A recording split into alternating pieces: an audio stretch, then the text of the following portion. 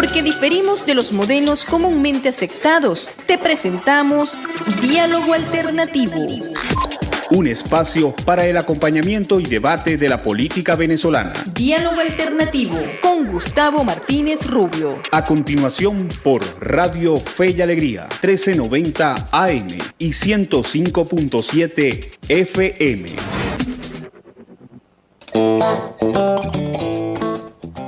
Bueno, ¿qué tal? Buen día, feliz comienzo de semana y sean bienvenidos una vez más, como todos los lunes, a este su espacio Diálogo Alternativo por acá por Radio Fe y Alegría 1390 AM y 105.7 FM, que como siempre identificamos cuenta en la dirección de la estación con Carlos Alaña, en la coordinación Wirmelis Villalobos, en los controles Jorge Pérez y en la conducción de este espacio quien les habla Gustavo Martínez Rubio. Vamos a estar conversando hoy con compañeros que son integrantes del Observatorio Laboral del Centro de Estudio de la Realidad Latinoamericana, que apenas se está dando a conocer, o es un espacio que están haciendo, y estos compañeros, entre ellos Alexander Marín, Michael Rebolledo y Aureliano Sánchez, quien ya está por acá. Bueno, Alexander Marín parece que no va a poder llegar porque se le presentaron unas cuestiones de última hora relacionadas con la universidad, mientras seguimos esperando que Michael llegue, pero quien sí ya está por acá es Aureliano Sánchez. Ya vamos a estar conversando con él. Y bueno, debo decir también que por mi persona, o yo particularmente también soy parte de este espacio o este observatorio laboral. Y el día de ayer, como tal, dimos a conocer un documento a manera de lanzamiento de este observatorio, que fue publicado ayer en la página de aporrea.org, que para poner en contexto sobre lo que vamos a estar conversando hoy, voy a darle lectura. Tiene como título Nace el Observatorio Laboral de CERLA. CERLA es una asociación civil, sus siglas significan Centro de Estudio de la Realidad Latinoamericana. Dice entonces el título del documento: Nace el Observatorio Laboral de CERLA en medio de la mayor crisis contemporánea de los trabajadores venezolanos. Para nadie es un secreto la complicada situación que están viviendo los trabajadores venezolanos en su conjunto, indicativo incontestable de la crisis económica y política por la que atraviesa el país, donde el ámbito del trabajo se ha devaluado a ritmo de desempleos, hiperinflación, salarios miserables, la campante violación de la legislación laboral, desconocimiento jurídico de las organizaciones primarias de los trabajadores y la retaliación política desde el gobierno y el Estado principalmente, como mecanismo de amedrentamiento contra todo tipo de reclamo legítimo desde la personificación del trabajo. Esta realidad amerita un esfuerzo concienzudo de estudio y seguimiento que apunte a proporcionar la mayor información posible sobre datos específicos del marco conflictivo laboral nacional. Desarrollar un observatorio laboral en la Venezuela de la crisis post-Chávez con una visión amplia requiere ineludiblemente niveles de comprensión política, pues estamos hablando de un país donde en un corto periodo se expropiaron o intervinieron más de 1.000 empresas solo hasta el año 2012, y cuya situación de la mayoría de esas empresas es de muy poca producción o incluso algunas se encuentran paralizadas totalmente. A eso, por supuesto, le subyace la relación dada entre el patrón Estado y millones de trabajadores que todo parece indicar pasó de ser inicialmente una relación entusiasta a convertirse en un enfrentamiento que se ha ido dirimiendo con saldos de persecución, despidos, desmantelamiento de sindicatos o incluso con trabajadores detenidos. Ejemplos hay muchos, como los casos de Famada América, Abastos Bicentenario, Sanitarios Maracay, Sardinas La Gaviota, Metro de Caracas, entre tantos otros, como consecuencia de políticas antipopulares y en la mayoría de los casos reaccionarias de parte de la patronal oficial. Según el Observatorio Venezolano de Conflictividad Social, en los primeros 3 meses del presente año se registraron 2.414 conflictos laborales, teniendo un promedio de 26 diario.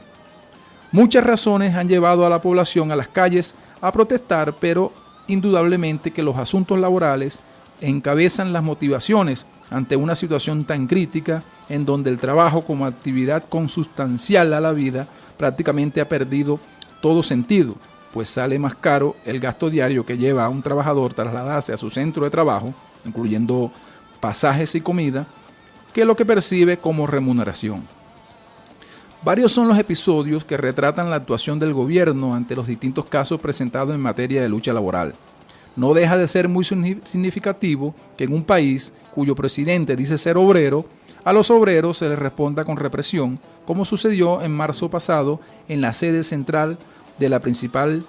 empresa nacional, PDVSA, poniendo en evidencia cada vez más el tipo de respuesta hacia quienes levantan voz por sus reclamos en medio de una auténtica catástrofe y para lo que han agregado la irrupción de los llamados colectivos como foco de violencia.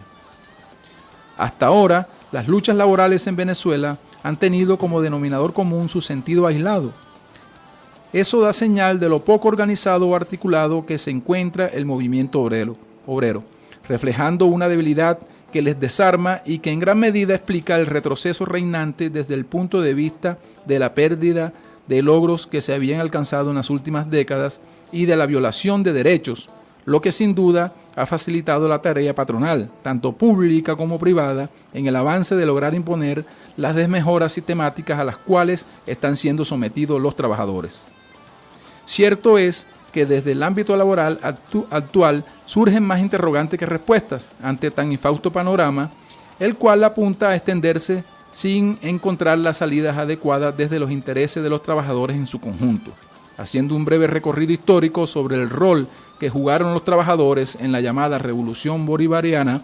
se evidencia una debilidad orgánica desde el criterio de clase, tanto en su relación con el entonces presidente Hugo Chávez como en el protagonismo que hubiese apuntado a levantar un programa político sindical laboral con autonomía desde el cual plantarse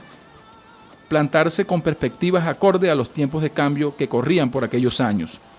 De hecho, la vigente Ley Orgánica del Trabajo fue promulgada por el expresidente en un acto más de paternalismo hacia la clase trabajadora que otra cosa. Pero de cualquier forma, la situación que se está viviendo no se puede explicar de manera aislada ante el avance estructural de la política del gobierno del presidente Maduro.